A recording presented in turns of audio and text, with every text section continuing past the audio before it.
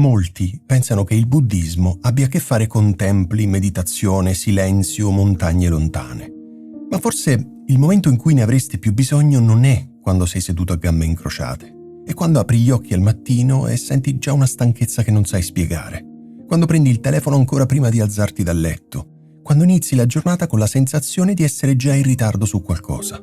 Forse il buddismo non inizia lontano dalla vita normale. Forse inizia proprio lì. Magari ti svegli e la prima cosa che fai è controllare le notifiche. Messaggi, email, video, notizie, qualcuno che sta facendo qualcosa. Qualcuno che sembra più avanti di te. E ancora prima di bere un caffè, la tua mente è già piena.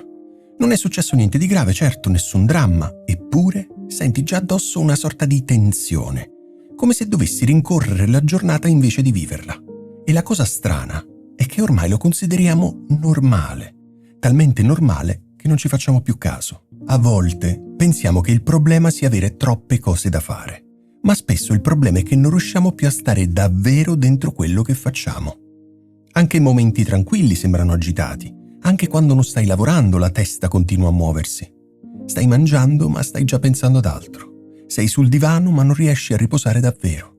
Hai finalmente un'ora libera e senti quasi il bisogno di riempirla subito. Un video, un contenuto, qualcosa da comprare, qualcosa da organizzare, come se il vuoto fosse diventato insopportabile. E forse una delle cose più difficili da accettare è proprio questa. Non siamo sempre stanchi per quello che facciamo.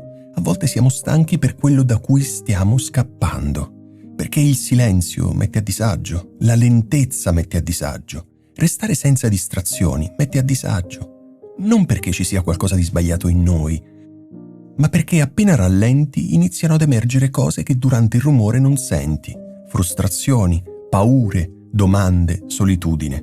E allora torniamo a riempire tutto. Il buddismo, in fondo, parte proprio da qui, da una cosa molto semplice e anche un po' scomoda. Gran parte della nostra sofferenza nasce dal continuo tentativo di evitare ciò che sentiamo. Non solo il dolore grande, anche quello piccolo, la noia, l'attesa, il senso di vuoto, l'insoddisfazione. Cerchiamo continuamente qualcosa che ci sposti altrove, un obiettivo nuovo, un acquisto, una relazione, una versione migliore di noi stessi. Pensiamo sempre che la pace arrivi dopo aver sistemato qualcosa, dopo essere cambiati abbastanza, dopo aver raggiunto finalmente quel punto che immaginiamo da anni. Però succede anche una cosa strana. Quando ottieni ciò che volevi, dopo un po' ritorna quella sensazione, magari diversa, più sottile, ma ritorna. Perché il desiderio funziona così. Ti promette completezza, ma appena arrivi sposta il traguardo un po' più avanti. E allora inizi di nuovo a rincorrere. Non sei stanco della vita, sei stanco di rincorrerla. E questa cosa si vede nelle giornate normali più che nei momenti eccezionali. La vedi quando fai colazione guardando contenuti di persone che sembrano vivere meglio di te. La vedi quando non riesci a goderti un momento perché stai già pensando a quello dopo. La vedi quando compri qualcosa convinto che ti farà stare meglio e dopo pochi giorni torna tutto come prima.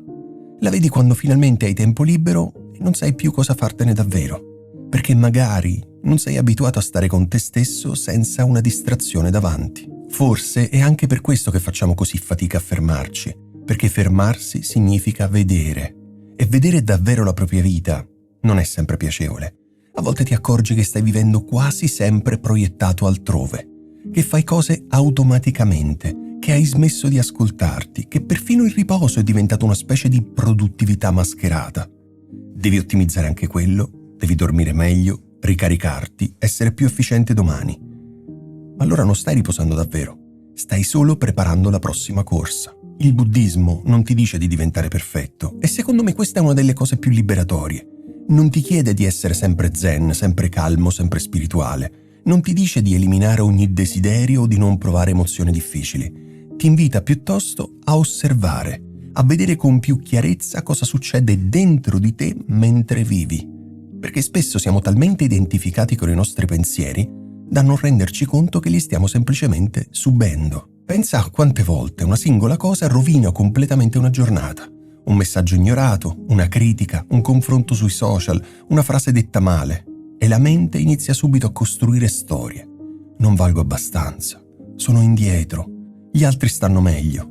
E magari niente di tutto questo è reale, ma noi ci crediamo immediatamente, come se ogni pensiero fosse la verità. Una delle intuizioni più profonde del buddismo è che la mente crea continuamente attaccamento, non solo agli oggetti, anche alle idee, alle immagini di noi stessi, alle aspettative. Ci attacchiamo all'idea di come dovrebbe andare una giornata, di come dovrebbero comportarsi gli altri, di come dovremmo sentirci. E quando la realtà non coincide con quell'immagine, soffriamo. A volte più per l'immagine che per la realtà stessa. Magari avevi immaginato una giornata tranquilla e invece arriva un problema. Magari volevi sentirti motivato e invece ti senti vuoto. Magari pensavi che raggiungere un certo obiettivo ti avrebbe finalmente fatto star bene, e invece no.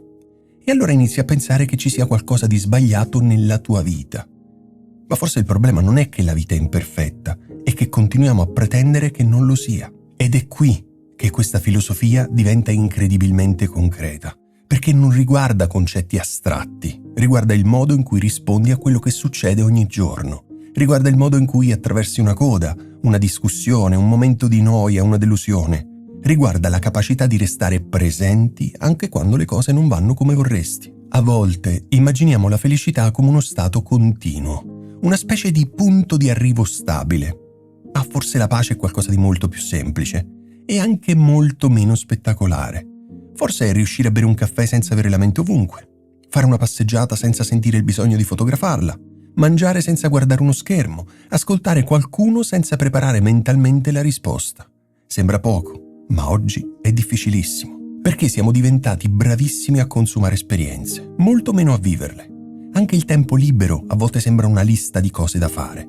Devi vedere quella serie, devi leggere quel libro, devi ascoltare quel podcast, devi andare in quel luogo, come se ogni momento dovesse essere utile o memorabile. E allora anche le cose belle iniziano a pesare. Forse una delle verità più dure da accettare è che non arriverà mai il momento perfetto in cui finalmente potrai vivere con calma. Perché se la tua mente continua a cercare continuamente altro, porterai agitazione ovunque, anche nella casa più silenziosa del mondo, anche durante una vacanza, anche quando avrai più soldi, più tempo e più libertà. Il buddismo non dice che devi rinunciare a tutto, dice qualcosa di più sottile, che la sofferenza nasce quando pensi che qualcosa da fuori, dall'esterno, possa completarti definitivamente. E quest'idea è profondamente radicata nelle nostre giornate.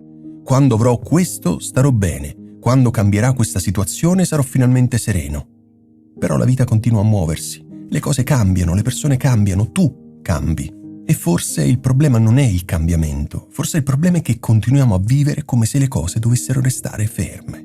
Ci affezioniamo ai momenti belli come se dovessero durare per sempre e rifiutiamo quelli difficili, come se non dovessero mai esistere.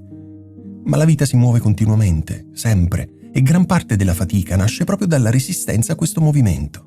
Vogliamo trattenere, vogliamo controllare, vogliamo bloccare, e più ci proviamo, più ci sentiamo fragili. Forse è per questo molte persone, quando iniziano a avvicinarsi davvero al minimalismo o a certe intuizioni del buddismo, non sentono subito leggerezza, sentono paura.